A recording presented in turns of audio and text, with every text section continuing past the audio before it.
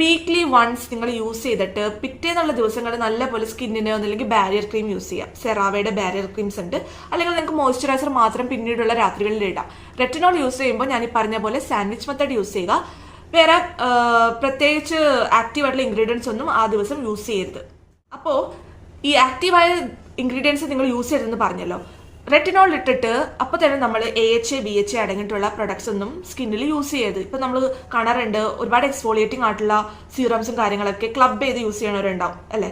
So അങ്ങനെ നിങ്ങൾ ഒരിക്കലും റെറ്റിനോൾ ഇടുമ്പോൾ ആസ് എ ബിഗിനർ ചെയ്യരുത്.